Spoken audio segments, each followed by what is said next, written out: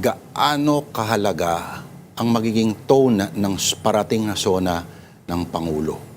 Well, medyo defining yan. Dahil ito yung first SONA niya after nung kanyang mahiya ka naman SONA.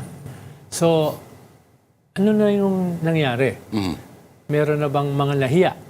At yung mga walang hiya ay makukulong ba? Yung mga corrupt na big fish. So, susukatin siya dyan. Tapos, in between, ay maraming crisis yung nangyari. Economic dahil sa Iran War at sa iba pang internal contradictions. Itong Senado, itong mga destabilization last year at saka this year. So, naghahanap yung tao ng isang strong political center. So, itong SONA na ito, kahit ito yung second to the last, ay napakahalaga. Baka ito yung pinakamahalagang SONA niya. No? More than any SONA. Kaya, in just barely more than a month, madideliver ba niya itong kanyang pinromisa nung mahiya ka naman campaign? Huwag mong kalimutan na, Lord, siya yung nagpangalan doon sa 15 na malalaking contractors. Eh yung nakulong doon sa 15, one half lang eh. Yung kalahati lang ng diskaya.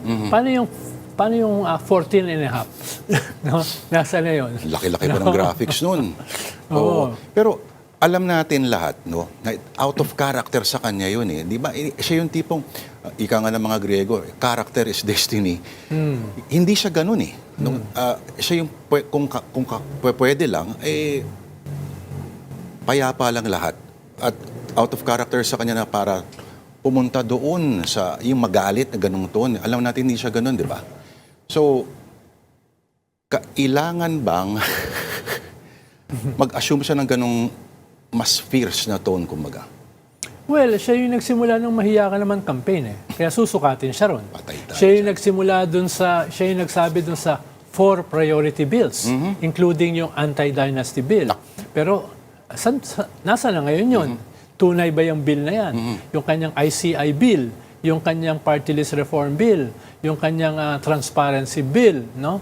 Siya yung nagkuno eh, siya yung nagsabi na priority ito. So, susukatin siya niyan, no? Tapos syempre, yung elephant in the room, yung ekonomiya na halos nag-quadruple na yung inflation eh.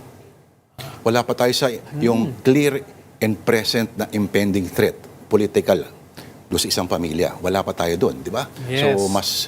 At saka ito yung first time na yung dalawang superpower ay ginagawang arena ng contestation yung ating bansa.